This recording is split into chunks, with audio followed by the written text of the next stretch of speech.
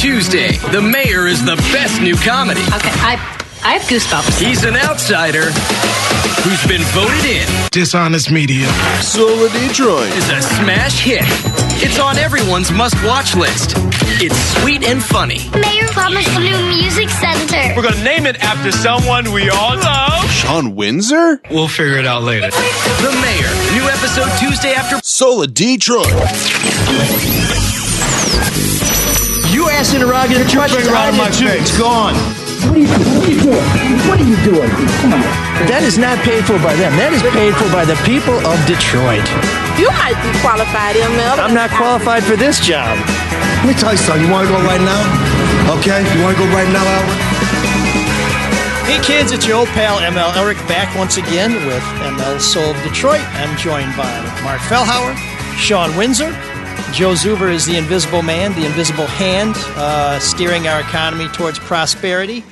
And, of course, Professor Matt Jennings will be joining us shortly as he prepares his lesson in history that didn't happen. To those of you who are still trying to finish my profile of Mike Duggan that was published in the Free Press last week, I apologize that it was so long. I also apologize that as long as it was, we probably left out more than we were able to report because this is a guy who has been everywhere but this show. But we expect him to join us any minute. He's on a very important phone call, so we got bumped. It better be a very important phone call. Oh, here he is right now. Wow, okay. Almost right on cue. You mentioned the mayor, and he shall appear. And to those who are too cheap to pay for the subscription, I think it's 99 cents a month. I'm sorry, folks. We have to charge for our journalism because maybe our journalism isn't that good. They say the best things in life is free. Our journalism isn't, and it's because we keep losing reporters because our bottom line is going through the floor. So please subscribe to the Free Press. Please read the profile, and it'll only take till next year. And if you haven't read it yet, the man himself is here. And if you're still reading it, I wonder if he even made it. Get to the end. Yes, he got to the part about the machete. So Mayor Mike Duggan is joining us live here. Thank you very much, Your Honor, for taking the time to jump on the Soul of Detroit. Well, it was a very unusual act of journalism these days to have a long, in-depth story. So I'm interested to know how many people still appreciate that kind of writing. Yeah, it's one of those things where I think you and I first spoke at the end of May, and I thought, well, I'll get this done in June. And then it may have even been the day you and I spoke that George Floyd was killed in Minneapolis. That weekend, people were marching, and then since then, we've had Kwame Kilpatrick almost got out of prison, supposedly. We had nightly marches. We had a plot to kidnap the governor. We had an election. Then somebody tried to steal the election, only they didn't. Then Rudy Giuliani melted and then got COVID from a prostitute, I think. And then and now Joe Biden's our president. So it's been a little busy kind of year. It has been. I think you missed one. I think Kwame was released twice during that time. In fact, he's our next guest. So unfortunately for him, it's a collect call. But we're trying to get him back. We have had his brother-in-law on, who was a great guest. I don't know if you've ever met Daniel Ferguson before, but he's a demolition contractor in the city of Detroit. So, and I believe a proponent of Proposal N. So you guys have something in common other than an affection for your predecessor as mayor. Oh, okay. No, I don't think I have met him. Okay. Yeah. Well, you'd know it. He's like 6'7", 300 pounds. I think he almost knocked the ceiling down here in the studio. So he's a big dude. But we appreciate you joining us today. And do you mind if I ask you a story that I didn't get into the story that I've been dying to know about? Go ahead. Okay, yeah. It's always thrilled. too late to say no. But so in one of my favorite parts of reporting the story was talking to people who knew you kind of way back when in what I'll call the Sideburns era. And one of those guys said that you had a meeting with Bo Schembechler when the plans were coming down for the stadiums. And I know you're a big Michigan guy, so I assume you're a big Schembechler fan. But that at the meeting, and I think this won't surprise anybody who knew Bo Schembechler a little bit, that he had said something to the effect of, take notes. Here's everything I want you to do at the stadium. Here's everything we need. And at the end of the meeting, before you left, you tossed him the notebook back and it was blank. Is that true? Well, that's probably about 75% true. But there was a time when I was at the county and, people forgotten that Bo Schembechler was the president of Tigers for a few years there. And Tom Monahan had threatened to take the team to Dearborn. They had a site in Dearborn. It's actually the site where the Lions practice facility is today, and tried to hold the city up. It's probably the time I worked closest with Mayor Coleman Young to block the move. And Bo only knew one way of doing things. So he and I ended up becoming good friends years later, but him telling the city how we were going to build a stadium with 12,000 cars in an asphalt parking lot all the way around so suburbanites could drive in, go into the parking lot, and drive home safely. It wasn't an acceptable proposal to Ed McNamara, to Mayor Young, or me. And so we had some tense times. And you threw a blank notebook in his lap? I handed it to him politely. I'll settle for that. That's good enough for me. I'm done. That was my big question. That was great. Okay. Well, speaking, since you bring up the teams, there is the perception of, they're kind of the front door of the city. I mean, when people think of Detroit, they think of the sports teams. And there seems to be a perception, particularly with the Ilitches, that they got this kind of sweetheart deal. And maybe Gilbert has gotten some sweetheart deals and they haven't fulfilled some of their promises that they said they would do. How do you feel about that perception, and what can you as a mayor do about that?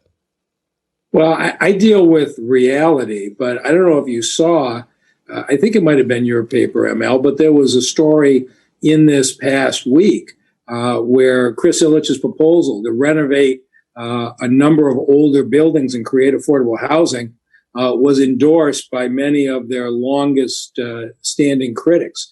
And I think it's in fact, it was your paper, ML. And I think Chris Ilitch has got his organization on a good track that's being responsive. And, you can talk about what you want. The first mid-rise office building built in this city in the last 25 years is the Little Caesars headquarters on Woodward. And right next to it, they're building another major office building that's nearing completion. So while other people have stopped and started projects, Chris Ilitch has brought them through to fruition. Well, there's that perception, though, that there's a lot of parking lots around LCA that were not supposed to be parking lots. And, now he's doing this and getting accolades for it. It seems weird. Yeah, well, there were a lot of people who could have bought those parking lots and built on them in the last 50 years who didn't do it. And so, as far as I can tell, all of the critics were people who didn't acquire land and build in Detroit. But he just converted. You look at what you want to say, the parking lots. The Little Caesars headquarters opened on one. The Wayne State Business School has been built and opened on one of those parking lots. And now an office building for some law firms and some other folks is being built on another. So they continue to build. And as I say, I think Chris Ilitch, at one point, he did a speech that I think he probably regrets, and had suggested a vision of huge development all at once. Yep. And even though they have built really as much or more of anybody in the city, he's not being judged against everybody else. He's being judged against that speech he once gave. But I think he's got things going the right direction. I feel good about the partnership. I was really pleased that he had a proposal to knock down some of those apartment buildings and move the folks out. He's completely flipped and is now renovating them and going to preserve them as affordable housing. As I say, even his biggest critics are behind this latest thing. So I feel good about the direction they've gone. Mr. Mayor, keeping here a little bit, a year ago, maybe 2 years ago, forgive me for my memory here, you were up at, I think, Mackinac Island, and you spoke about this a little bit. You mentioned you get to in a lot of living rooms in the city, and you don't hear those folks talking about this issue and whether there's going to be a big district around the district, right, or around the arena. Is that part of what kind of informs you when you think about the issues and where the most pressing needs are, the downtown versus not to pit them against each other, but the downtown and then the neighborhoods? Well, ML is one of the very few reporters in this town who actually lives in the city. He does? People who live in the city have a different perspective, but you're absolutely right. I had to stop when COVID started. But for all the first 6 years of my term, I would sit once a week in living rooms in the city. And the things that tend to be in the newspaper, tax breaks or the Ilitches, those are not the issues that Detroiters care about. When you sit in the living rooms with Detroiters, they want the abandoned house down the street knocked down. They want the dead tree removed. They want the drug house down the street shut down. They want their alleys behind their houses cleared up. And it's always fascinated me. There is a real complete disconnect. And this isn't just recent. During Kwame Kilpatrick's days, suburbanites were shocked when Kwame Kilpatrick got reelected for mayor in 2005. But Detroiters saw the grass getting cut in the parks. They were responding to a different stimulus. And then I think when Dave Bing was in office and was at 18% approval rating in Detroit, suburbanites were saying, why don't they appreciate him? He's working hard. And so Detroiters make their decisions based on what they see in their own neighborhoods and their own front doors. And it seems to me that what gets covered in the paper may be not what's on Detroiters' mind every day, but ML could probably speak to that better than I could. Yeah, well, it's I wouldn't call it my paper. I would say I've made a lot of suggestions to them, not many of which I've taken. But as a Detroiter and as someone who had until recently a daughter going to Wayne State, I will tell you the part of the Ilitch plan that's always confounded me is down on Peterborough and some of the other residential properties, some of those brownstones. I understand for commercial and everything else, the financing is different, but with such demand for housing in the center city, it's always amazed me that my kid and all their classmates are struggling to find places to live. They're paying top dollars for the place they could live, and they're a scooter ride away from the district housing, and those places remain boarded up and essentially off the market. It's kind of heartbreaking to those of us who say, boy, my kid would love to live there. Well, housing deals are really complicated to do. And the old United Artists Theater is being renovated for housing now. A team of groups that includes Roy Roberts and a number of others are developing that in partnership with the Ilitches. And as I say, this announcement now, I think it's Peterborough, but those 3 buildings in a row, those apartment buildings, are now going to be renovated. And so it's going the right direction. But I go over and take a look, for example, on the Myers on Jefferson. That Myers was proposed to be a Myers on the main floor and 3 floors of apartments above it. The finance on the apartments was so complicated. I finally had to say to them, guys, we need shopping in this city. You need to move forward on what you can do. And now they're building a Myers without the apartment. So it's not just the Ilitches. You've got housing projects with some very wealthy people that have been delayed in lots of different parts of the city. And we're working through it a project at a time. Yeah, and we've seen that before, too, with the apartments or condos on top of the parking structure at the Book Cadillac. Those are supposed to be built first. Instead, they went forward with the parking structure and later on built those, and now they seem to be all occupied, and I'm sure they're paying a pretty penny for them. But before I turn it over to Mark, I should have asked you, what did Schembechler say when you gave him that notebook? So, he had the ability to poke you in the chest with his finger in a way that looked innocuous but would leave a bruise. So that's what I learned. Oh, wow. Okay. So he spoke with his hands, not his words. You talk to some longtime sports writers, they've all had the experience. I know he poked Ernie Harwell out of WGR pretty hard, but Ernie got back, so I was happy about that. You mentioned COVID and how it stopped the neighborhood visits, and ML lives in the city of Detroit. I'm a suburbanite. You were a suburbanite until, maybe 10 years ago. You made some comments a while ago. You're defending the city, and there was the perception that you kind of blamed COVID in the city of Detroit on the suburbs. And I understand those are your constituents, but do you really believe that it's the suburbanites that brought COVID back into Detroit? Well, I didn't say I blame them for it. I'm saying that we are one region. But I've been out in areas like Wixom where people are stood on the corners with signs saying, remove your mask, COVID is a fraud. I mean, we have seen a number of suburban areas. Dr. Deborah Birx, who was President Trump's leader on this, came in to see me about 3 or 4 months ago, sat in my office, and she looked at the numbers and she just marveled. And she said, Detroit's infection rate is small in surrounding areas. What's Macomb County? And I had to say, no, it's Macomb County. And she said, how do they have a higher infection rate than Detroit? And I had to say, it depends on who folks are listening to. But I said, your administration is putting out a message that masks aren't important. And I think it's hurt this country quite a bit. But I have seen it really for the last 6 or 8 months.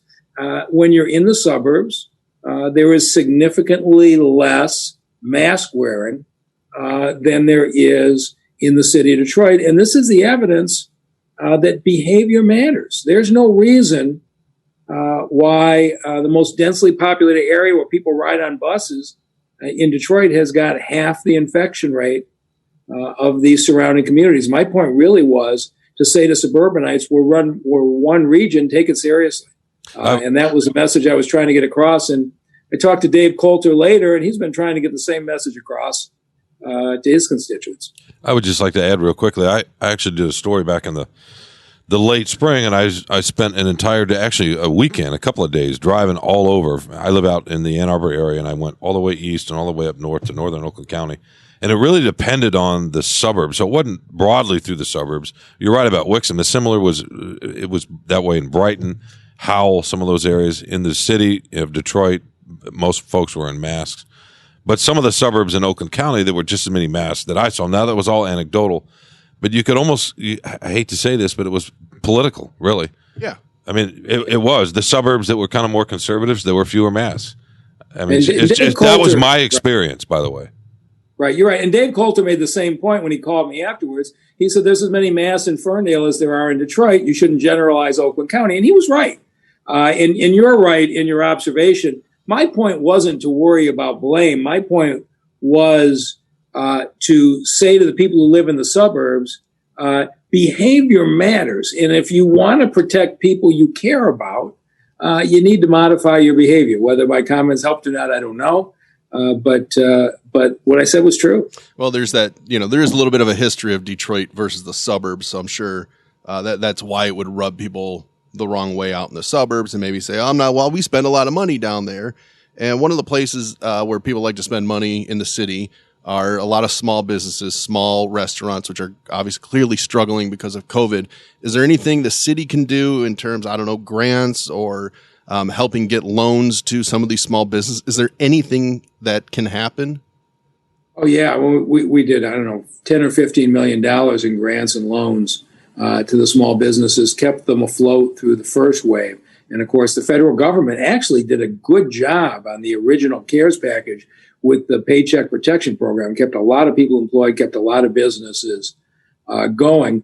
And I hope in the next week that the Republicans and Democrats in Washington get together and solve this. So there's limited things that we can do. Of course, right now, the sit-down restaurants are shut down. But the stores are open. But we're seeing high degrees of compliance, and we don't sit around and just blame other people. I bet we've pulled the business licenses on 10 or 12 businesses in the city of Detroit for failure to wear masks, for failure to distance, and for violating the rules. So it hasn't been all talk on our part. Our health department has been very effective in making sure that, as we keep saying, if you were on Belle Isle and saw the memorial for all those folks who lost, you realize what's at stake and why we have to take it so seriously. Your Honor, there's been a lot of talk early on in the pandemic about and you were responsible for some of it, talking about how Washington needed to provide more tests. We needed to have more resources so we could really test. I remember there was a time when the state of Michigan could do 125 tests a day. You're probably doing that many an hour at the state fairgrounds at some point.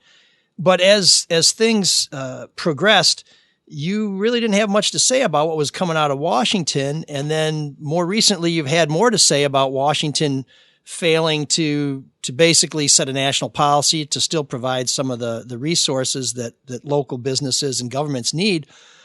How much of that is strategic when Trump is in Washington and now Joe Biden is going to be the president? It's more a function of what I experienced. So I was very positive about Dr. Hahn and the FDA, who I dealt with extensively. They got the Abbott test approved quickly, and he was very helpful. On the other hand, the people in the Trump administration who had told us PPE is on the way, test kits are on the way, and we believe them. I think Debbie Stabenow chased a phantom truckload of test kits for a week before she called and said they're lying to you. There's no truckload. And then the president went and said the federal government's not a shipping clerk. And my thing was, why didn't you just tell us the truth up front? Which is basically, you're going to abdicate on the testing. We're going to have to do it ourselves. And at that point, there was no point in wasting my breath on them. I went out and got the test kits, the PPE, got the testing done myself. On the vaccinations, however, and the conversation more recently, this isn't something I can do myself. The vaccinations are absolutely being developed and distributed by the federal government. And there is no plan to get these vaccines injected into folks' arms in this country in any kind of timely way. They're spiking the football like the fact the vaccine got approved meant people are safe. People aren't safe until you get 200 million doses actually into local communities, get people scheduled, get them their shots, get them back a month later for their follow-up shots. And I think you're going to see the conversation turn in the next 2 or 3 weeks as the realization descends on Americans that this great promise that, hey, the vaccine was approved, the crisis is over, is going to be an enormous amount of frustration about how long it's going to take for the average person to ever see that vaccine. Now, the governor took the opposite tack of what you did. She was very, very confrontational with Washington, and to the point where the president, really called her out on many occasions. What do you think about that approach? Very different from your approach, unless you guys were playing good cop, bad cop, and no one's told us that. Well, we were both doing our jobs, and so I said to the governor, "I'll handle the testing in Detroit." And ML, as you wrote in your story, I got on the phone with BioReference in New Jersey. I got on the phone with Abbott Labs in Chicago. I lined up the tests so that every Detroiter could get tested on basically 24 hours scheduling and could get through the fairgrounds efficiently. I know you and your family took advantage of that testing. And so I didn't really have any reason to engage with the Trump administration anymore. I just went out and solved the problem. The governor, on the other hand, had 83 counties, and that means 83 sets of trying to line up PPE and tests that didn't have a mayor who had been a CEO of a hospital system who knew how to do this. And she was trying to keep the people of Michigan safe, and I think was enormously frustrated at the lack of any federal engagement. So I was reacting to the situation I was dealing with on 10% of the city, or 10% of the state, and she was reacting to the very real challenges she was dealing with the other 90%. I think she did a great job. But a lot of governors in this country, certainly Cuomo had his share of conversations about the lack of support, and so have other governors. I think they're just expressing honest feelings. Regarding the vaccine, there's been plenty of reports and studies that show there's a fear amongst the black community, not a fear, but an aversion to taking the vaccine. In Detroit, overwhelmingly black. How do you convince your constituents to get the COVID vaccine? Well, I think there is going to be significant skepticism in a lot of communities, and certainly the historic nature of experimental treatments being used on African Americans causes that skepticism be even higher in the black community. But I'll come back to my underlying point. It's going to take us 3 or 4 months, based on what I'm looking at today, just to vaccinate the ready and willing. I mean, the federal government is so screwed up in their vaccination rollout plan that I will be very surprised in April if we aren't still trying to vaccinate the ready and willing. So some point in May or June, I think the conversation is going to have to progress to those who are skeptical or reluctant. But by then, they will have seen thousands of their friends and neighbors and family members who have gotten it, and they will be able to see for themselves that those who get vaccinated are far less likely to get COVID. In fact, almost extremely unlikely ever to get COVID. And those who are still being hospitalized are going to be the ones who weren't vaccinated. And I know I will be vaccinated at the earliest possible date that I'm determined to be in a class that's eligible. Mr. Mayor, speaking of some of the reluctance in Detroit within the black community, based on the history of experimentation and the unfortunate relationship with the federal government in years and decades past, I'm curious, did you know about this? How much did you know about this before you moved into the city and became the mayor? Yeah, I remember I ran a hospital system for 9 years. You don't have to tell me anything about the black community skepticism about medical treatments. It was, the DMC treated the African American community, and I think we did extremely well. I was running DMC at the time of the H1N1 minor epidemic in 2009, and we had drive-through vaccines at that point. So this is something I'm very familiar with. But again, this is the disconnect between conversation and reality. Let's say there's 500,000 adults in Detroit who should get a vaccine, because right now it's not approved for children. Let's say only 40% of Detroiters want a vaccine. That's 200,000 people. I don't see any way, based on what the federal government's doing, we're going to be through the 200,000 ready and willing Detroiters anytime before April or so. So the conversation about what do you do with folks who are skeptical and need more information, need more education, I think the answer is right now, I don't think anybody should ever be mandated. I think this should be purely voluntary. But I think the proof's going to be in the pudding. And it's going to take a period of months. I am very hopeful that the TCF Center and the parking structure at Comerica Park, that we're vaccinating 5,000 people a day.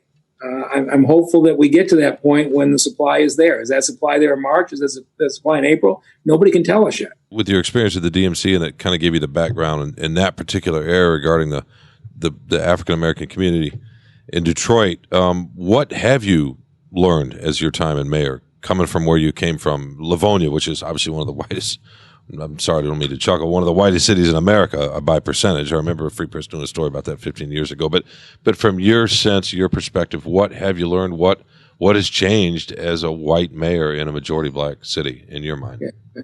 Again, so from my first summer job in law school, when I worked in a law firm in downtown Detroit, I've worked every day now for 30-some years in the city. And so I feel like I see the world through the eyes of Detroiters. I spent all day here and most weekends here for going on 40 years. I was born here, and I remember Detroit as a child and what it was like there. So I guess I see the world through the eyes of a Detroiter, and I wouldn't know any other way to do it. I mean, I ran for mayor. The final straw was one night I was leaving DMC at 5:30 on a winter night, and the street lights were out on Mack Avenue. Patients trying to have their families come to visit them at their hospitals. We're having to drive down unlit streets, and it made people scared to come see their relatives. I was angry as Detroiters were angry. And so I've responded to this as Detroiters, and I think the people of the city have responded to me the same way. All right. I don't want a political answer for this. Okay, Mr. Mayor. Why are you not going to Washington to work in a Biden administration? Do you not want to? Was there not a position offered? Yeah. So I've said this over and over, because I should be the easiest guy in the world to understand. I always do exactly what I say I'm going to do. When I said I was running for mayor of Detroit, there were a bunch of stories. Oh no, it's a secret plan to run for county executive.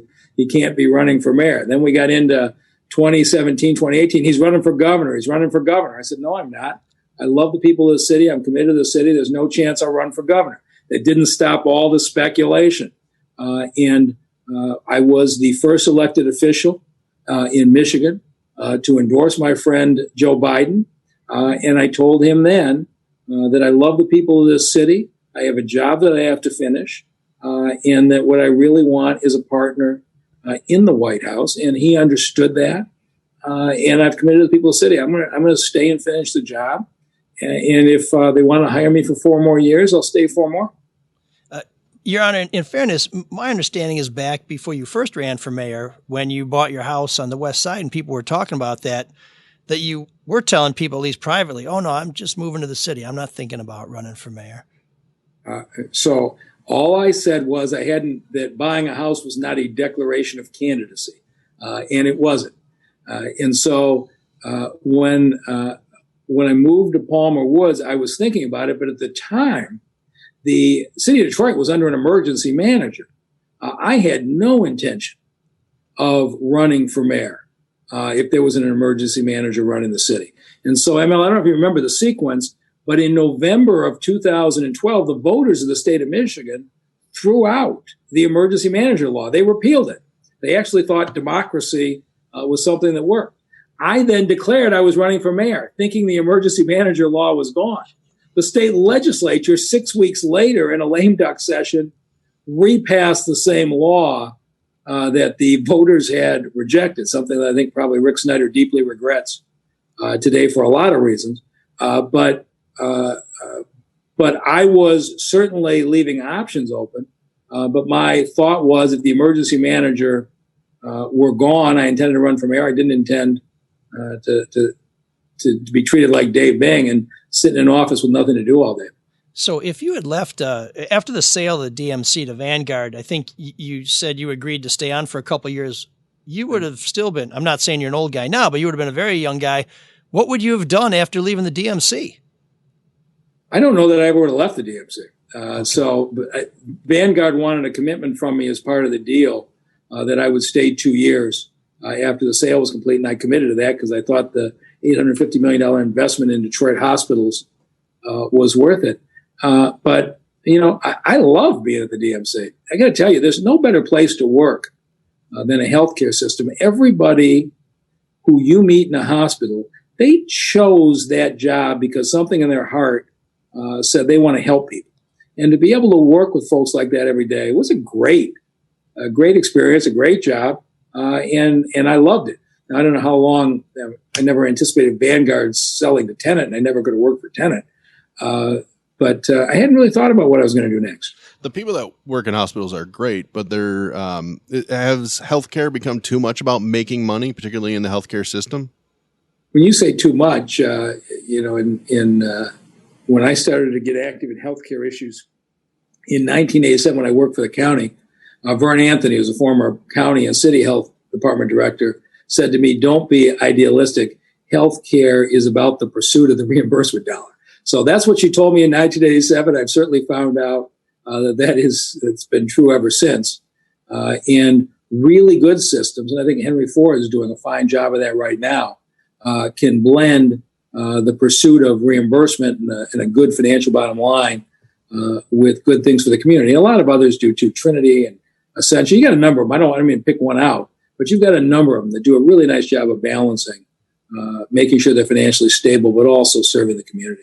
So, Mr. Mayor, I know you have to go, not to Washington. You have to go do some more work for the good people of the city of Detroit. And I will just say, not only did my family and I take advantage of the free COVID testing on multiple occasions, I think 70,000 other people did, and you still can. So if you have some questions, please go get checked out, folks, and you can find out where at the city's website, and there's lots of information. Can suburbanites? Yeah. Okay. Yeah. You call up, we schedule you. And that was the way it started as well. I think it's 230-0505. Call and they'll give you all the information.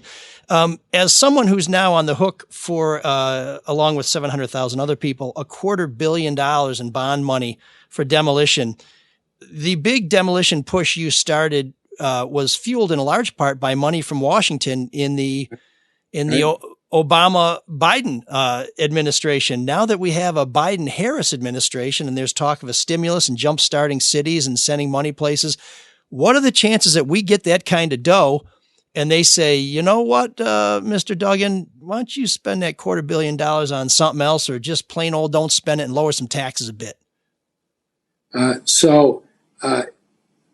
I am doing what the people of Detroit want me to do. And I don't think I've ever been in anybody's living room where somebody didn't say, I need you to deal with an abandoned house in my area, either get it renovated or get it knocked down. People of the city wanted me to attack blight. I've had a number of obstacles along the way, but I think folks appreciate the fact that if we made mistakes, there were mistakes made with a good heart, and I'm never going to stop. The piece, unfortunately, that has gotten stopped is the commercial demolition. And so whether they're abandoned party stores or factories or the like, COVID has wiped out those funds. And so I think there'll be a transportation secretary named shortly. I expect the transportation secretary will be in charge of the infrastructure initiative that both parties have talked about forever. And certainly I will be actively engaged in Washington to make sure that that infrastructure package for cities includes for older cities the elimination of the old factories, the old abandoned buildings, so that those cities can be reused. And so if we could blend, this is the ideal scenario, if we could blend getting rid of the abandoned houses with proposed land with some significant federal money to get rid of the old factories and the other buildings, we could remove blight from Detroit. So I do intend to go to Washington to push for more blight removal funds, but it'll be for the commercial industrial buildings. Okay, so it sounds like there's no chance we'll spend America's money instead of Detroit's money. You want to spend America's money and Detroit's money to get the residential and the commercial cleared. I want blight removed. If I don't have to spend any money, I'd be glad to do it. But at the end of the day, the children in this city are being raised in neighborhoods where, I went to a number of the historically black colleges and universities where I recruit our summer interns. And I talked to a number of Detroit high school students who are at those schools. And the stories they're telling their classmates when they go off to national colleges and universities about walking to school past abandoned houses. I don't think we understand how deeply our children are scarred by blight in this community. And so I am going to do everything I can to remove it. I think it's the right thing for our kids. And as you saw, the great majority of voters in the city agree with me. Hey, I'll tell you, I said 15 years ago that if America wants to show the rest of the world what we're capable of, stop plowing money into Baghdad and clean up the city of Detroit and show people when this country has a will, we can transform places. And so we're glad to see these places coming down. We wish you the best of luck. We're happy to give you the last word. If not, we'll let you get back to work. Nope. Thanks for having me on, ML. Your Honor, we appreciate your time. And if you want to read way more about the mayor than probably even the mayor wanted to read, you can check out freep.com. It's going to cost you 99 cents. But if you can't come up with 99 cents, get the hell out of town. Thank you, Mr. Mayor. Thank you, Mayor. All right. Well, he gave us 4 more minutes than we were supposed to have. Yeah, it's because he's a Democrat. They're always overspending. Exactly. Isn't that right? Yeah. Is there a place some people could overspend if they needed a car? No. You'll never overspend at Roy O'Brien Ford because it's all about value. Come on, Mark. So if you're looking for a new ride, service, Get repairs, 2 cars then, or even just a top-notch oil change at a very reasonable price, Roy O'Brien Ford is the place to go. That's where my mom bought her red Focus wagon. It's fire engine red because I don't want to say she's old, but Jesus. But I think it's too late. She's pretty groovy still. I guess that's I think I'm still on the naughty list. Okay. I was a very bad adolescent, I'll tell you. So I'm in trouble for a long time. Anyways, my mom is not alone. Roy O'Brien has been taking care of customers for nearly 75 years from the corner of 9 Mile and Mac. If you don't feel like taking that right track, well, just go online to royobrien.com and check out Fast Track, which lets you choose your vehicle and options. But that's not all, my friends. You can pick your deal, lease, finance, or cash. Get the value of your trade-in, apply for financing, and schedule delivery of your ride. If you go in person, Roy O'Brien Ford is serious about protecting you and their employees. I've been to the dealership. They are practicing safe commerce and social distancing. I had some tires put on. I was in, out. Not only did I get a good deal, I got a rebate. So check out their website to see what kind of deals they're offering right now. To learn more, that website is royobrien.com or give them a call at 888-566-5851. And when you do business with any of the people who do business with us, please make sure to let them know that ML Soul of Detroit sent you. Mike. Oh, sorry. Come on, right. Mark. I just want to know, Mike, were you in the car when they raised it up to change the tires? Did you go for a ride? No, I was in their very comfortable and clean and spacious waiting room. They had blocked off chairs in between chairs so that everybody had their distance.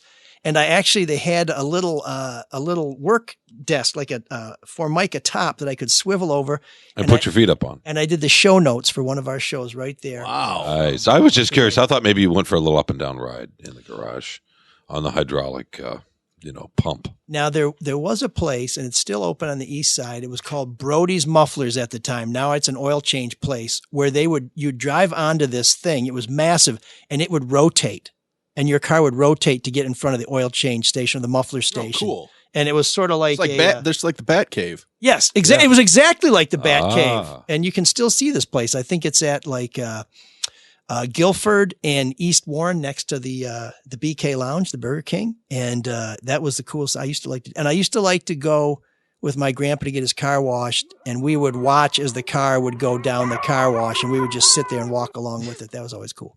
Does anybody change your oil anymore, by the way? Oh, yeah. Lots of people do. Do they? I used to. You can't now. It's very difficult. You need special tools. Yeah, you can't get your hands in there. You can't just take a socket wrench up into the lug nut up under the oil pan. And remember how easy that used to be? Only you on might the be able old to cars. drain it, but you got to replace the filter, Right. Or if you didn't know, perhaps my friends at Royal Bryan Ford could set you straight. They could say. Wow, look at you. There you go. Brought it home, baby! I won't change my mind on anything, regardless of the facts that are set out before me. I'm dug in, and I'll never change. Freight nut. Freight out. Freight nut. Freight out. Freight nut infinity. Freight out infinity plus one. No.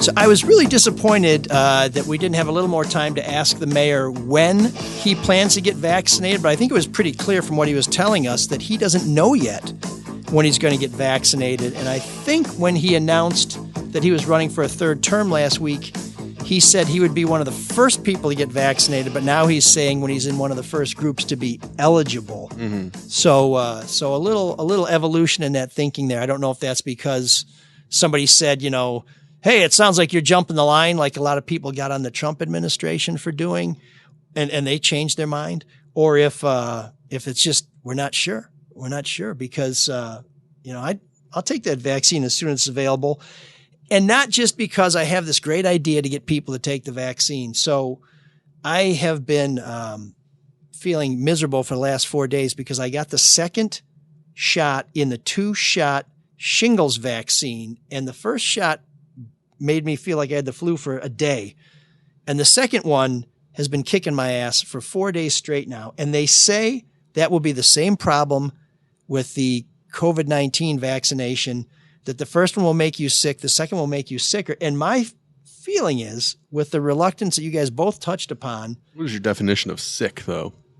Flu-like symptoms. I mean, fever, aches, felt like booty, nausea, whatever. But I'm worried that with the skepticism about this vaccine, that if people get the first shot and they feel like shit, they're not going to come back for the second one. And so, that's going to happen to a lot of people. Yeah, it's still 50% effective, but they're just going to bail on it. So there was a congressman from Maryland, a former congressman, ran for president, John Delaney. When I say he ran for president, I guess he ran and they tripped him because he didn't get very far. But he was proposing giving every American who gets the vaccine something like $1,600 because he said it'll cost us hundreds of millions of dollars, but in the end it will be cheaper than having our businesses closed, having our schools closed, having people hospitalized, building more ventilators, you name it. And I think that's a pretty novel idea, but I'd like to propose something where if you get the vaccine, you basically get that sort of passport we talked about for people who had COVID-19, where you can be the first people to go to theaters, to restaurants, to sporting events, where we incentivize you and we say, if you're willing to get the shot, you can go sit in the front row. And if you're not, you can go cheer for the SEC. Well, a lot of that's wrapped up in messaging because some people will see that as being a punishment. We know the government should never punish people. That never goes well. It should always be about incentivizing and convincing people to do stuff. I don't know how that would work, and people will be very pissed about that. If I want to go to a concert, why do I have to get the vaccine? Sean, you hate it when I attend the Velvet Rope for America. What do you think about this? I don't hate anything really, and I don't hate especially anything about you. By the way, just for a quick background, I said Velvet Rope, not Velvet Glove. According to Kaiser Family Foundation survey. This is from yesterday. I don't even know what day yesterday was. Monday? 14th, yep. Mm-hmm. Yeah, something like that. By the time people listen to this, let's just say it was in mid-December. So in a new survey that came out yesterday, they're saying the survey found about 25% of Americans do not either definitively or simply don't want to take the vaccine. Yeah. That is a lot of people. We talked about that with the mayor a little bit, and it broke down we're okay with 25%. If it gets to 50%, we don't get herd immunity. Among that 25%, it's, as we talked about earlier, Black Americans, some, and rural folks, and then Republican folks. So it really is about information, right, or misinformation. So how do we combat that? Are we going to combat that by saying you can go to a concert? Well, thanks for the news update there, Edward R. Murrow. But think what do you so? think I about mean, giving people an incentive to get vaccinated? But for those, that's the people we're talking about, right? So are we going to win those people over? Well, how do you going to a concert, or should we pay it? I understand why people Depends on the concert. Willie Nelson, some of your demographics in. Yeah, right. I get why people are freaked out about it because the RNA is a new technology. It came to market very fast. That will freak people out. But look at some of the other crap you put in your body that we know does damage to it. Yeah, you can eat flaming hot Cheetos, but not take a. I think take a vaccine. Who was Funguins? Who was that rep? You said his idea was. I got to draw a line there. Funyuns may be the finest food product. I like ever. Funyuns. I mean, I like Cheetos. I like. All right, let's move on then. I like Mountain Dew. I like all of it. There's no debate about Funyuns. What is so wrong with giving a cash bonus from the federal government? If you can eat a Pop-Tart, why can't you take a vaccine? But we're talking about, a lot of people are talking about stimulus checks going back out to help prop up the economy, right? So why not make it contingent? Hey, you get your vaccine. You get, that's not a bad you idea. Get a federal bonus. Some people aren't going to like it just because there's always people that don't like it. But Mark, can we agree, or maybe not? We're in the great debate. We're not maybe supposed to agree, but can we admit and say, or at least acknowledge, maybe that's the better word, that this, what's the right word? The fear, the unease with vaccinations is started way before this. It's not just because the vaccine came to market in 10 months? I do think that's a big part of it. I mean, if you're referring to Tuskegee and the syphilis, no, that's specifically within the Black community. I'm talking about the larger anti-vaxxer sort of movement that's been going on and gaining some steam for a while, and then this vaccine comes along, or the push for it, and it sort of tied into that. Well, I think some folks have manipulated. Yeah, but the anti-vaxxers are easy. Just give them the Jenny McCarthy Playboy, and they'll get vaccinated. There were some administration officials who were kind of playing into that, sort of, on the one hand saying we're going to have a vaccine, on the other hand saying, but talking out of both sides of the mouth. There are also some anti-vaxxers that are more than willing to get the COVID vaccine. There's been stories about that simply because they see the effect that this disease has had. And, measles and mumps have been wiped out. And next thing you know, they're starting to come back because people won't get vaccinated. Yeah, so nobody knows anybody who's had the mumps, right? But everybody knows COVID. I did. Exactly. You had the mumps? Yeah. And does it do what they say about, It cost me my hair and gave me huge breasts. Other than that, maybe a little limp in my step. I'm glad you said step. Dulled my senses. I can't taste food. Sure, where you were stepping. I think you're handsome. I mean, is that a symptom of the mumps? Apparently, your glaucoma medicine is working too. But I'm a little slow, So maybe we break down some of the resistance because people know somebody who's been affected, and unfortunately, the list of people we know who've been affected increases by the day. But at the same time, I'm willing to incentivize people to do the right thing. I got to tell you, there's a part of me that really bugs me about this whole pandemic, where there seems to be among too many people, I don't want to say majority, but among too many people, a resistance to do anything that would be for the greater good. Like I don't want to wear a mask because I don't want to do this, I don't want to do that. I don't want to be told what to do. And so in return, people get sick and people die. And it seems like the only sacrifice some people are willing to make is other people. In other words, if you don't want to wear a mask and take care and stay off of my shoulder when we're in line, the sacrifice you may be willing to make is my health, the health of my elderly loved ones, or my enfeebled or challenged loved ones. Listen, if it gets you to take the vaccine, I'll put you in the front row. In fact, maybe that's how we get the whole SEC to take the vaccine, is by saying you why can't do you keep picking on the South? The Crimson Tide, because that's the resistant spot. I've said that from the start. Why That's don't we? Florida. That's Georgia. That's Texas. Those are the places where We're they struggling here too. Why are you picking on the South? And by the way, speaking because of the greater governors good, there won't do a damn thing to stop this. In Mr. fact, Kind, in Florida, a state run by Republicans who believe in local control, as I do, the governor has stopped local officials from doing what they think is in the best interest of the people in their jurisdiction. That is not local control. I think this whole thing has turned people inside out. And yes, I will let you go to a baseball game. I'll let you go to a concert. But I just wish people would do this for the right reason, which is a lot of eyes in there. A lot of gets us out of there. I'll let you do this. Speaking of the greater good, would you go refill up my drink? I'm a little bit thirsty. Yeah, to Is that incentivize. Diet Dr. Pepper? What's that? Diet Dr. Pepper It's with a a Diet lime? Mountain Dew Red. Oh, so I guess you're a tough guy. That little umbrella sticking out of the top fooled me. Well, the diet, right? That's not really tough. So wait a second. So if you drink Mountain Dew, you're tough. Wait a minute. I thought we just got out of there. It's a perfect break point. But That's the thing. So tough guys drink Mountain Dew. Now you're playing into and ride four wheelers. You know what you should. Tough guys drink the blood of their opponents. Whoa. And what do they eat?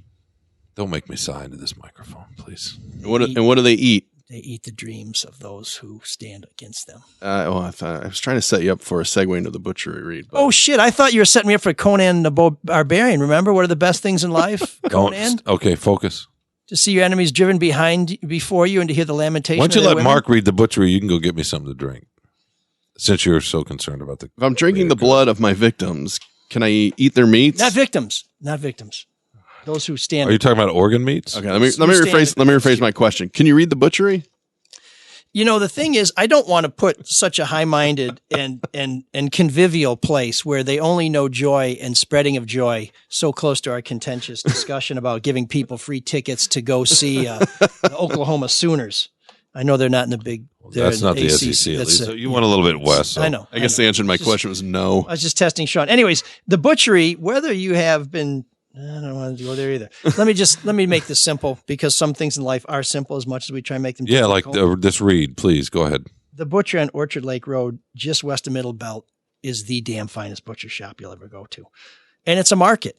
And they have desserts and they have gourmet chips. Oh, marbling. Look at the marbling. But most of all, you can order online too. I'm marveling at the marbling. And they have really good beers at really good prices. And you can order online. It's thebutcherysl.com. And SL stands for Sean Loses the Great Debate. Thebutcherysl. That was a debate. .com. And if you go in there, you're going to find some of the finest products. They will hook you up. They will advise you on what to get if you are curious about what sort of thing you're going to cook. One of our listeners went in there and got some steaks for Christmas. Yeah, there you go. Very, as far as I understand, still alive. So that's what kind of steaks? Do we know?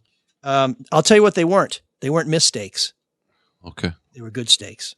Okay. Chef Dave and Chef Julie would never steer you wrong. So if you can get there, Orchard Lake Road, just west of Middle Belt. If you want to give them a call, 248-682-COWS. That's 248-682-COWS. They are not open on Wednesday. Just got to give you a little heads up there. But they will take care of you, especially if when you go to the butchery, you tell them that your old pal, Sean, and his significant other, or his better, ML, sent you. Oh man, the geeks have inherited the earth. Did I do that? What a dork. Does him wanting to play with us again mean that he's turning into a geek? Or we're turning into cool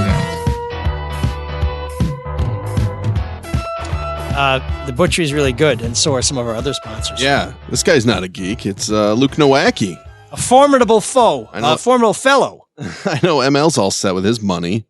I know Sean's doing great with his, but how's your financial future looking?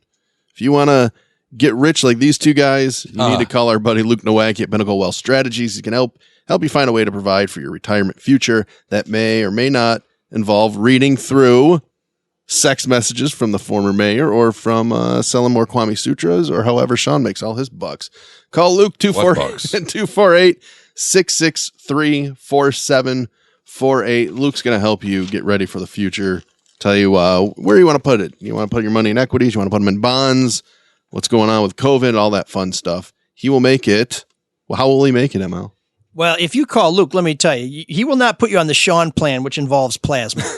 He will make it all about you. Exactly. I have no bucks. Quit projecting, Mark. Sweetheart.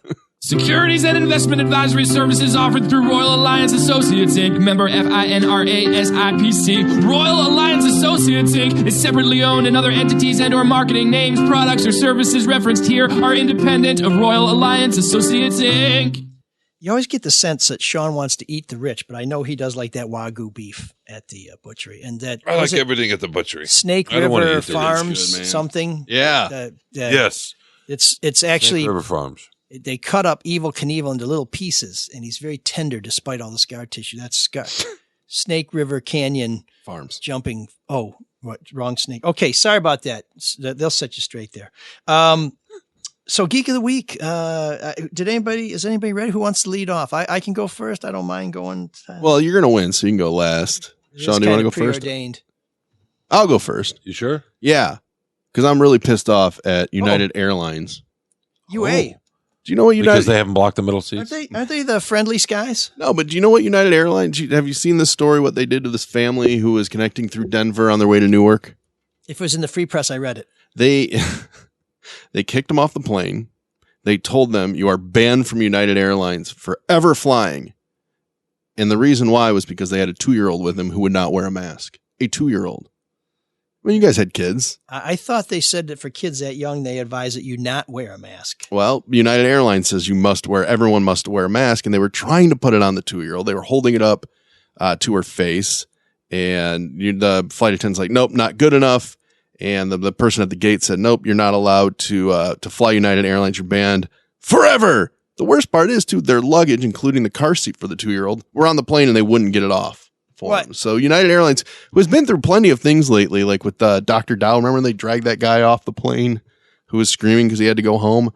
They're easily the Geek of the Week. I'm just really kind of fed up with the cartel that all the airlines have become. Well, I think I'm You're a capitalist. When they say forever, I seem to remember they were selling the middle seat, but now they're not. So forever seems something that they don't understand. It's funny you say that. Let's have some flexibility here. I mean, we have 3 airlines. What do you expect? But no, I know when they form cartels, they carve it out. Yeah, that's not capitalism. It's not? No, not at all. That's a cartel. It's not late stage. No, end times capitalism. Yeah, I always hoped that the Con Air would merge with the Irish National Airline. Aer Lingus. So we could have Con Lingus. Yeah, no. I knew. Con Aer Lingus. I was trying to help you out there. Okay. But, I wanted to get you there a little sooner. Just setting the stage for Maddie. The bar is low. The bar is low. Okay, so United. That's a good. I like that one. That may trump mine. Oh my God, I might actually win. Who's yours, Sean? How about this fella, Joseph Epstein, taught at Northwestern University. Oh, I was going to make it Joey Epp. Wrote an op-ed Kiddo. in Friday's Wall Street Journal. And this is, he does not like that First Lady-to-be, First Lady-elect, what do we say? Jill Biden uses the honorific, I guess. I don't know. Stolen election lady, maybe. Yeah, exactly. Call her that. She refers to she doesn't refer to herself as doctor, but others do. It's part of her name, Dr. Jill Biden. He wrote an op-ed saying that it was fraudulent and maybe a little comic. Can I ask you a question about that? Maybe this should have been our debate. Why is that? Why is it immediately considered sexist when, to me, the crux of his argument was, hey, PhDs aren't MDs?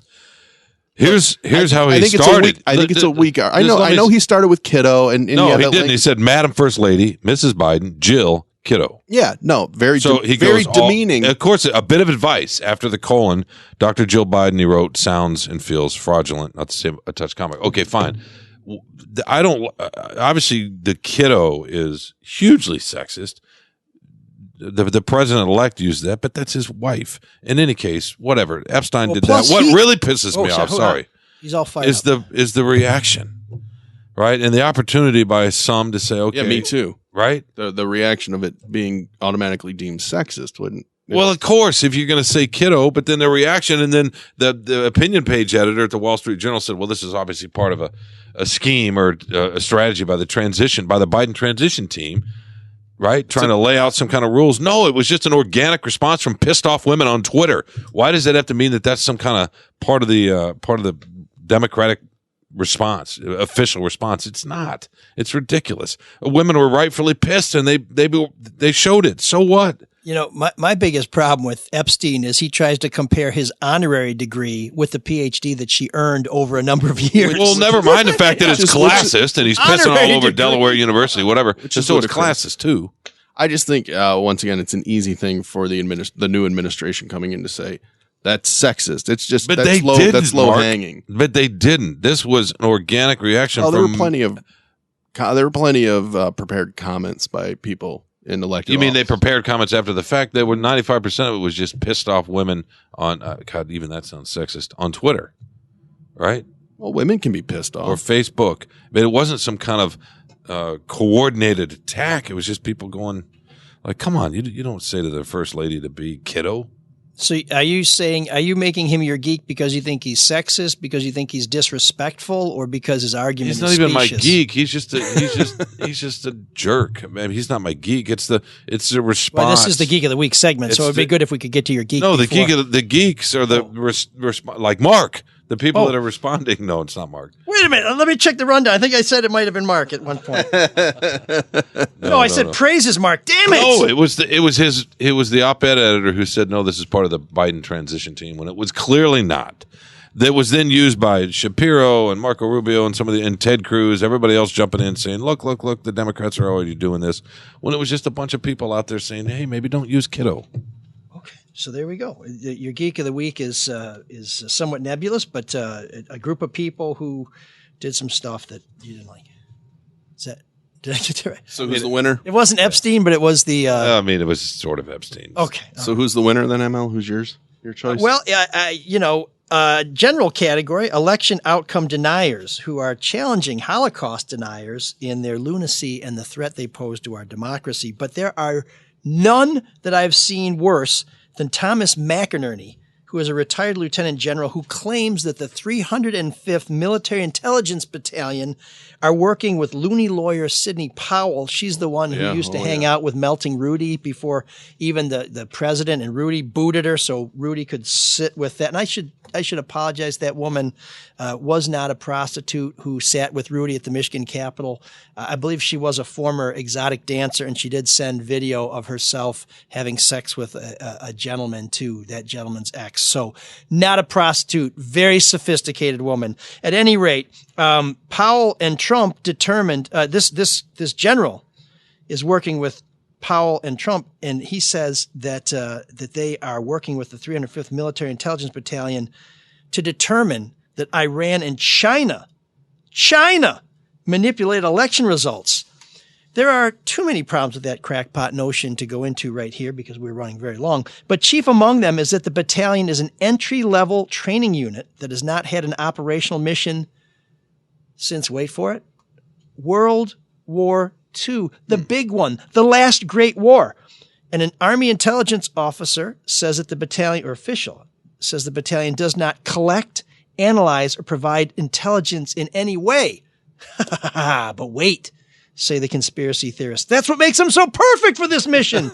No one would ever suspect them. There's a genius behind it. Yes. This isn't a read. By the way, this is called notes. This is what people who care do. Oh, okay. These are people who actually have a geek that they get to, other than anyone who subscribes to the Wall Street Journal and may have ever picked up a newspaper in their life. I thought people tuned in to listen to you, not or was offended by people who read yourself. McInerney retired from the Air Force, Sean, and you know what I'm going to say next, right? Because you read this on the shitter, where the paper's hanging the right way. I wish I could shit. What? Oh. Okay. Well, I'm feeling some dizziness, but at least I'm not constipated. At any rate, this general retired. He's so off track now. That's what makes it so perfect for the mission. No one would ever suspect them, right? No. All I'm saying is, get back to the novella. He retired from the Air Force, but now he's Commander in Chief of the Air Force. And he's my Geek of the Week. Is that a new sponsor I don't know about? I think if people listen back, they'll see that there was some linear logic there that actually resulted in a payoff, as opposed to, I'm fixing to blame anybody from New York. Or Wall Street, which is in New York. Yeah. The kids are soft. I don't care for that guy. Me neither. Too soft. I'm going to pretend like you didn't just make my dick go soft. I think if Chef Dave was producing this podcast, he could trim a lot of fat. But no, fat's good though. It's delicious. It's moving. Yeah, you want some. That's the marbling, right? Yeah, exactly. Oh, there we go. Well, there's a fat cap too. There's a fat cap. Well, it's is that like a pussy cap? Just also. No, you want to singe it though, you know. Get a little sear on it. What do you want to singe that? Which hat? The fat cap. Oh, okay, good. I want to see it. Get a little caramelization going. I don't go for those creepy guys. Before we get to this week in soft history with not even an honorary PhD, I hate to say it. Well, let's call him doctor. Why not? Doctor? Kiddo. He's kind of a proctologist. He works with assholes. Dr. Here Kiddo. on the podcast. Dr. Kiddo. Esquire. I haven't heard proctologist since the 70s. Are you flying? By the way, I'm looking out your window there. It looks like you're above the clouds. It does look like he's in an airplane. I'm visiting the friendly skies of Detroit, Michigan. Okay, well, if we get hit by some blue ice, we're going to come looking He's for in the you. RV from Escape from Witch Mountain. Matt, before we have you read your segment, we're going to alienate a sponsor by associating them with your segment, and Mark's going to take care of that right now. Well, I think history's It's being made right now because rates are at an all-time low. If your current mortgage is above 3%, what are you waiting for? You could be saving money. How many times do we have to tell you people this? Currently at Hall Financial, almost 70% of all loans do not require what? An appraisal. That's right. Call Hall Financial today to see if you qualify for a no appraisal loan. And if for some reason your loan does require an appraisal, they've extended it. They will pay for that appraisal up to $750. They've even increased the dollar amount. It was $500 last month. I know. That's how much they want people to save money. It's their whole point over at Hall Financial. And David Hall looks so smug in his website saving you money. What's with this guy? Well, he should be smug. He's saving everybody money. All right, thanks, Dave. And believe it or not, closing times have sped up again. Right now, the majority of loans at Hall Financial are closing in 10 business days or fewer. Just go to the website. Is it Hall FG or Hall Financial? Well, you can go to our website. There's so many ways to reach to Hall. Yeah, go to our website and you can link to their website. Or you can call my man Dan Morrison at 248-308-5000. Ask for Dan and say, Dan, I know you're working hard, but double down, brother. Yeah, Hall Financial, lower payments, better options, more personal attention, and everybody say it with me. NMLS number. Do you have it memorized yet? 146735. 1467435.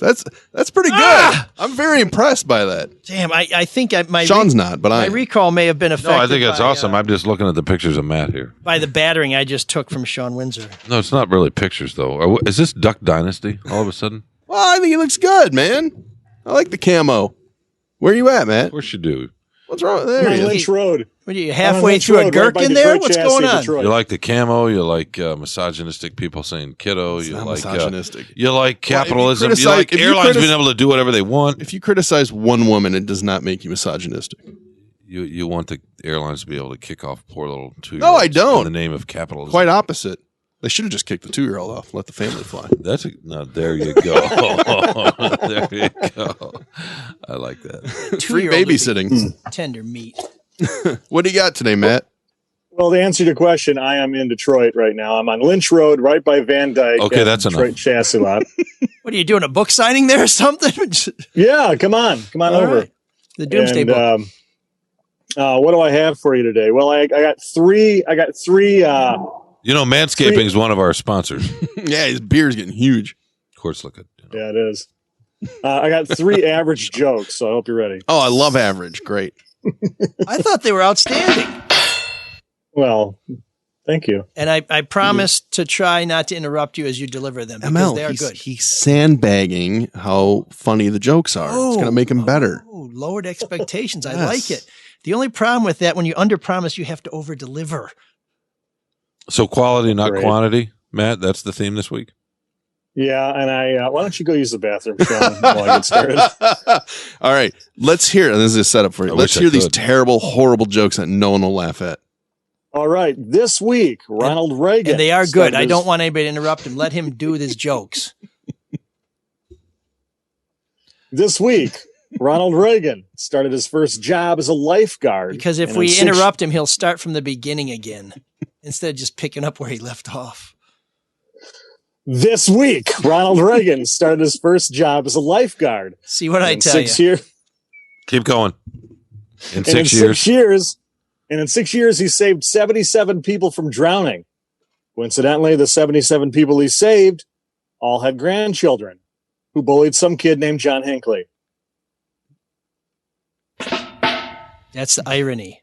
That's the twist. That's awesome. I got the twist. Will you stop explaining my jokes, please? Hey, if Reagan hadn't saved him, then he would have never gotten shot. Damn it. Good one. Okay. I like that. Did you have a hand in that or something? No, Is that no, why no. you're so proud I'm of a it? big fan of that. Okay. I'm a big fan of that one. In 1979, here we go. A commission of scientists declared that after 440 years, smallpox had been eradicated. Yeah. Recently, experts said with our advancements in virology, we could eradicate COVID-19 by the time Congress agrees on a new stimulus package.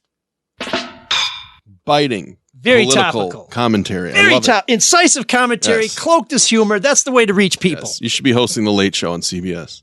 The Late Late Show. No, I I want to should take be over for hosting Colbert. this show. Did you say roasting this show? It'll be 5 minutes. Payback is such My goodness. sorrow. All right, go ahead. My goodness. And finally, this week, the FBI recovered 44 nude photos of Madonna that had been stolen. Really? It was said that. after inspection that the photos were more disturbing than they anticipated. Not because Madonna was nude, but because she was posing in a fake English accent. Oh, that's not bad.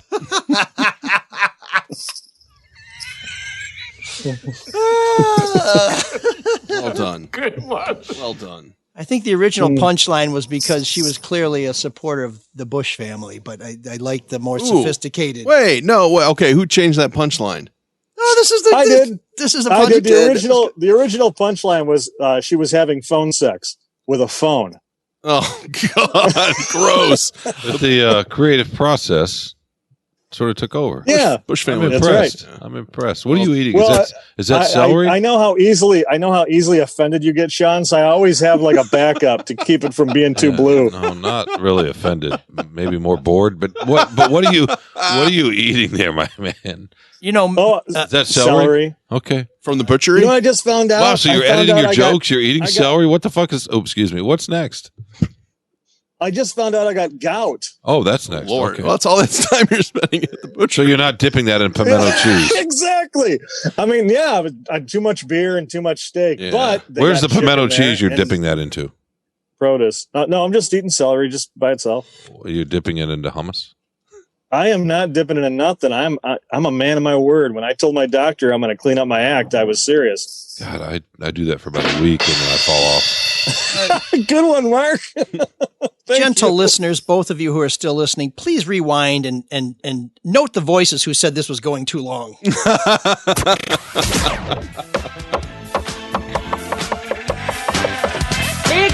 There's an all-night party in room 7609.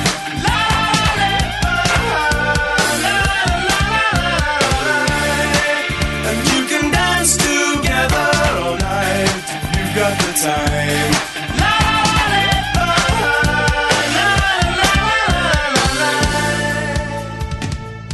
Good job, Matt, by the way.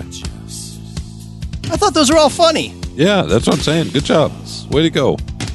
Good stuff. Room 7609 follows, as if anybody could follow that history lesson. Finally, Mike gets to talk. Who would want to?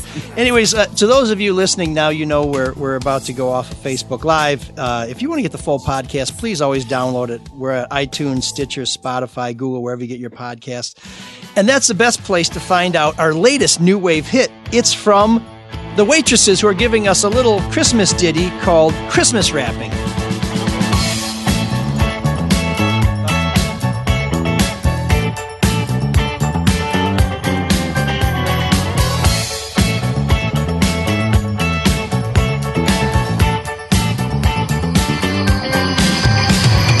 Bah, humbug, well that's too strong, 'cause it is my favorite holiday. But all this year's been a busy blur, don't think I have the energy to add to my already mad rush, just 'cause it's 'tis the season. The perfect gift for me would be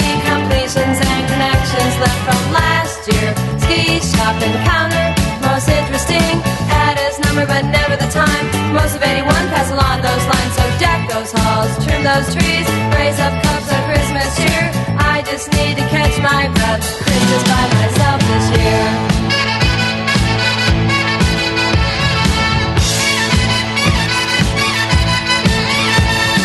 Count the picture, frozen landscape, chill this room for 24 days. Evergreen, sparkling snow, get this winter over with. Flashback to springtime, saw him again. Would have been good to go for lunch. Couldn't agree, we were both free. We tried, we said we'd keep in touch.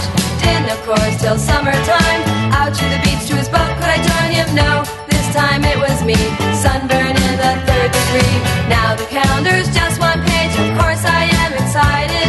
Tonight's the night I've set my mind not to do too much about it.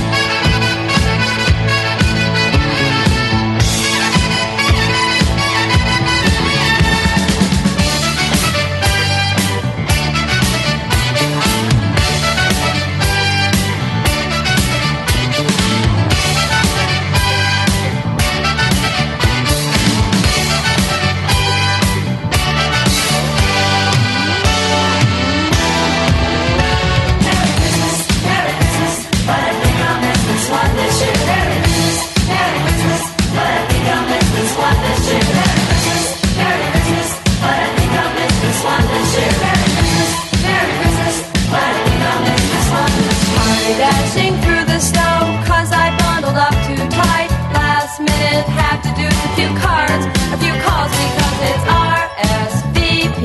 No thanks, no party lights, it's Christmas Eve. Gonna relax, turn down all of my advice. Last fall, had a night to myself, same guy called, Halloween party. Waited all night for him to show, this time his car wouldn't go. Forget it, it's cold, it's getting late. Trudge on home to celebrate in a quiet way. Christmas right this time.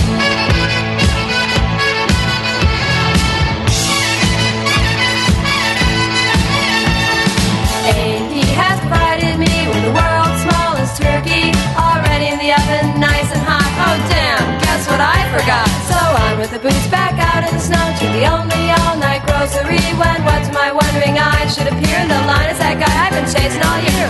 And in this one alone, he said, the break this year's been crazy.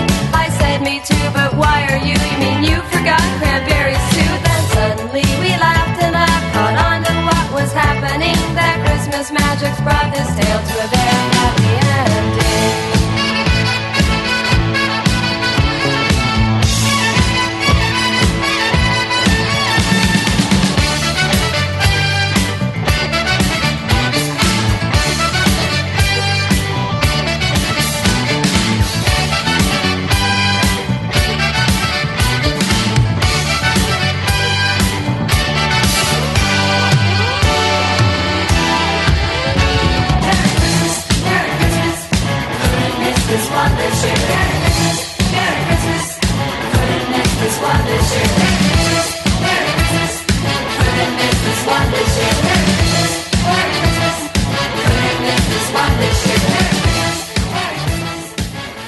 So that's The Waitresses, the pride of Akron, Ohio, with Christmas wrapping. We asked you in November if you would like us to get back to playing some hidden new wave gems or to play some new wave holiday tunes. The response was overwhelming, and so we have at least one more week, maybe 2 more weeks. Maybe we'll go right through to the new year with holiday new wave hits. And one of the things I like about The Waitress, besides their very well known "I Know What Boys Like" new wave anthem. I like that song. Well, no, Boys Like Me. Just keep your distance, fellas, and not just because of COVID, because I'm taken by. You know what boys like you like, or you know what boys like? I know what boys like me. It speaks for itself. It's a simple declarative statement. But one of the things I love about The Waitresses is that I get to stick it up Sean's craw. Where do you think I was going to go with that? What? Because I think you share this perception that new wave music, if it doesn't have synth, if the hair isn't sticking straight up, if there's not a bunch of makeup on, eyeliner, that it doesn't count as new wave music. But new wave music can be straight old guitar, bass, drums, couple lovely faces singing. I don't share that perception. By the way, have either of you seen the Bee Gees documentary? No, Drew has. Drew's been talking about it. Loves it. It's awesome. Yeah, I've heard a lot of great things about it. Do you guys like the Bee Gees? I do like the Bee Gees. What would you consider? How would you describe their music? I like Massachusetts, that version of the Bee Gees, way more than I like Tragedy. That's yes, way more than Saturday Night Fever. I don't. Yeah, Saturday Night Fever was overplayed probably, but they had some fun stuff in there too. Yeah, they were great. Dude, I spent New Year's Eve in Brooklyn one year watching a metal band that covered the Bee Gees. Really? Yeah, they were great. And then we went from there to another place. We went from there to go see They Might Be Giants, and we went from there to go watch a Smiths cover band bring in the new year. That was a epic night. Oh boy! Of that's fascinating. Maybe you two can watch it. We can talk a little bit about it next week because it's really interesting with the disco, with the backlash, with the Comiskey Park burning, and I mean, it gets into all of that, and it gets into Andy too a little bit, right? Because Andy, it does a little bit. Wow, what a party! Just in the creative process behind the music, we don't have to deal with that as much, but it's really interesting. I'd be curious what you guys. Yeah, think. no, I always felt sorry for Robin. He always seemed like the one who's like, I'm pretty cool too, and Barry's like, shut up. Yeah, no, Maurice got down on him, it's really bittersweet watching it. But in any case, yeah, watch it. Well, they had a falling out, didn't they? At the end, it was just Barry on his own, and all the brothers had kind of. Well, everybody's gone now. No, I know, except but for didn't Barry. the family kind of as they were. They had periods, and then they came back, and then So anyway, watch it. I'd be curious what you think. Sure. Okay. Has nothing to do with new wave music. So thank you, Sean, once again for your contribution. No, but they talked a victim of it. But they talked about how they were defined at different moments in their career. It was one of those interesting bands, and how they were labeled. Bring it around. Yeah, exactly. So it's like you got a PhD in philosophy. Don't call me doctor. Though. Dr. Windsor. Okay, kiddo. Don't call me doctor. Anyway, the one of the things I wanted. Wait, to I have a crawl. Yeah, you're from the South. I'm sorry, that's like get a tape delay there in 5 minutes Washington later. County. But one of the things I wanted to mention about the Waitresses is they had an EP that has one of the greatest album titles ever. I Could Rule the World If I Could Only Get the Parts. Isn't that great? That's awesome, Matt. Keep your eyes on the road. Quit looking at the video. And that reminded me. No, he's just giving. Come on, and he's driving, and he's looking at his video. Yeah, he's a pro. Mike, help him out. He's a pro. He knows what he's doing. That reminded me of some of my other favorite album titles. Don't care about Matt. Okay. Matt's he's got the biggest thing out there. He's just going to crush people. To everybody else, get out of the way. Lynch Road, get to the curb. 2 hands on the wheel, there, soldier. Listen to him. He's got words to say. 2 of the greatest hits titles ever were "Should God Forget" by the Psychedelic Furs. Isn't that awesome? I do like the Psychedelic Furs. But that's what they called their greatest hits. In case God forgets, here's our greatest hits. Yeah. And then the Sisters of Mercy, who had a slight case of overbombing. How can you have a slight case of overbombing? But that also reminds me of one of the greatest lines of the many wonderful songs by They Might Be Giants, who were mentioned a moment ago before we quickly moved on from that. Their album, The Waitresses, had I Could Rule the World If Only I Could Get the Parts. And They Might Be Giants said, I saw this one time when I was driving on a bridge. I don't want the world. I just want your half. Did you ever like the Church?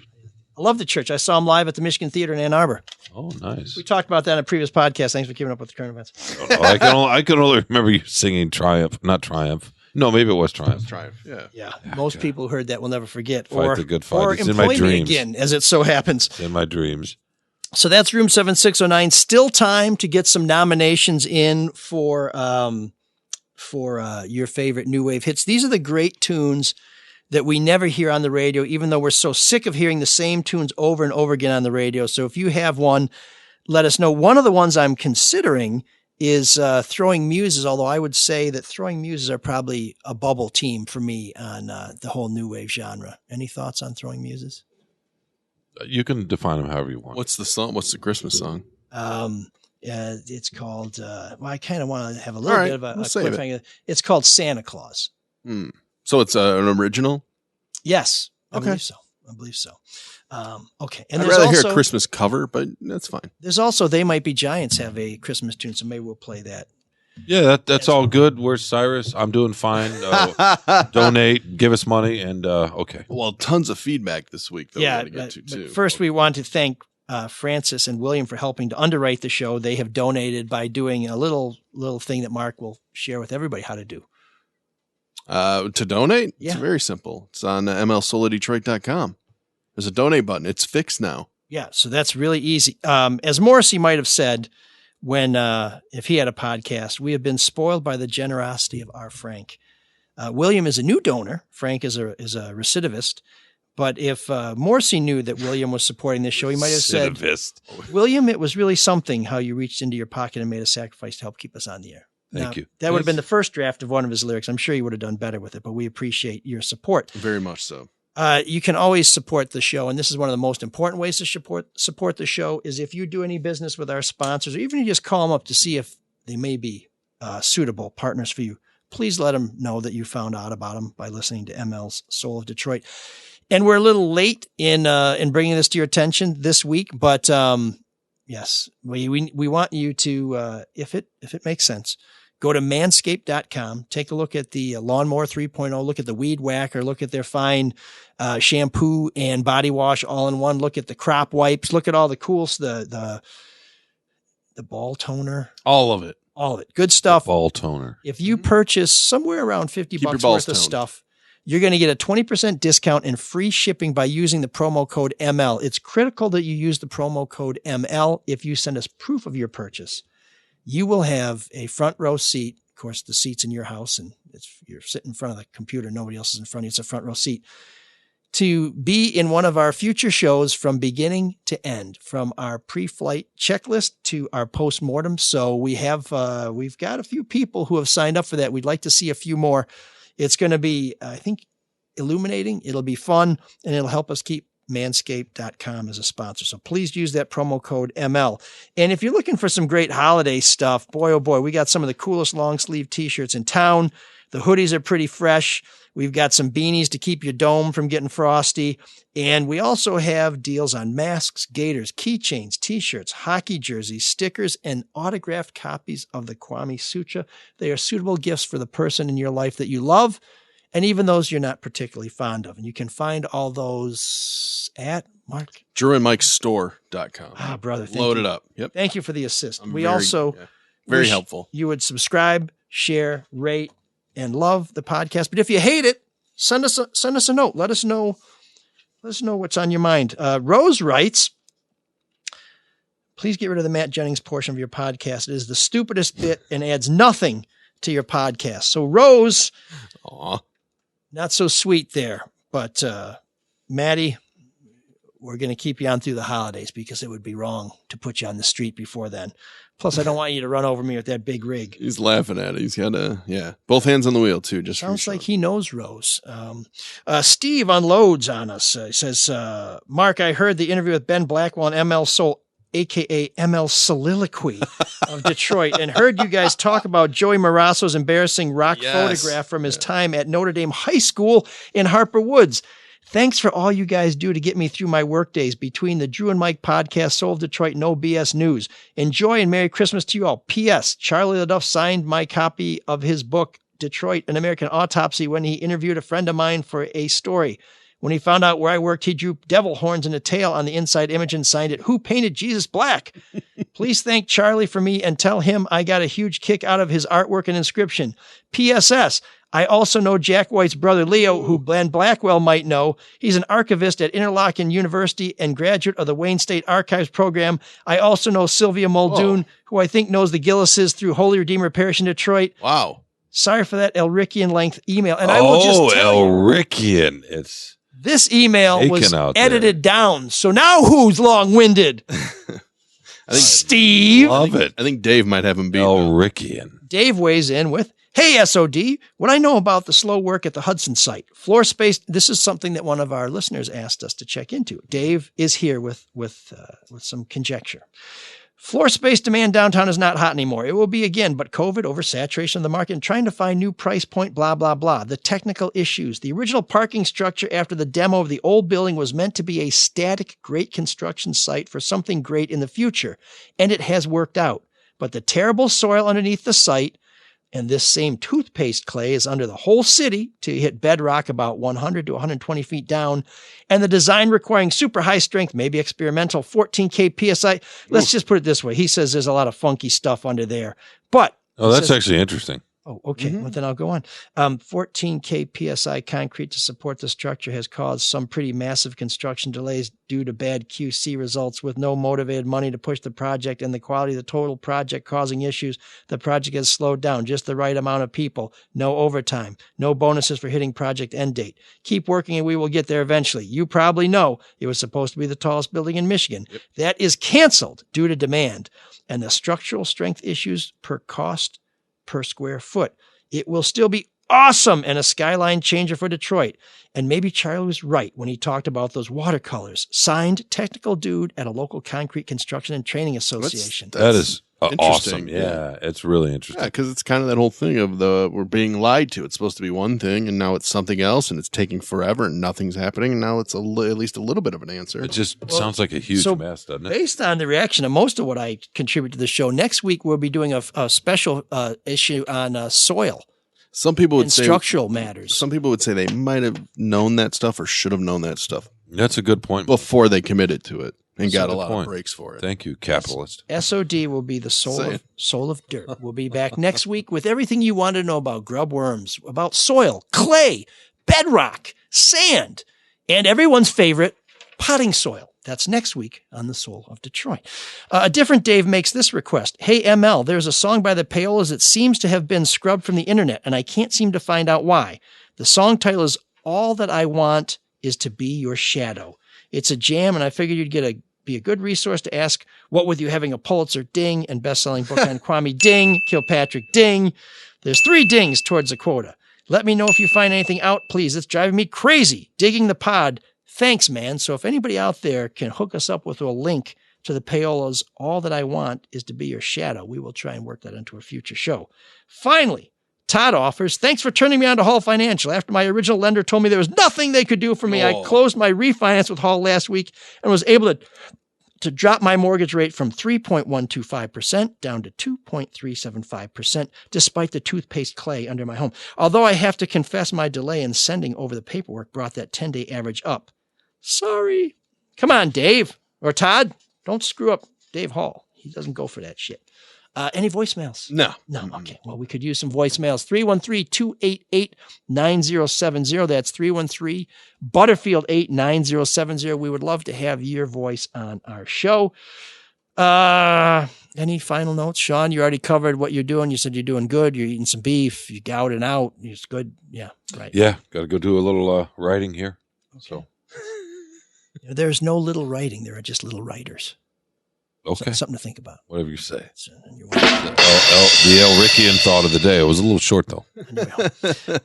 Red Shovel Network plugs. Oh, here we go. Charlie LaDuff's No BS News Hour, who's already been mentioned like 4 times on this show. And that pains you. Okay, keep going. No, I love it.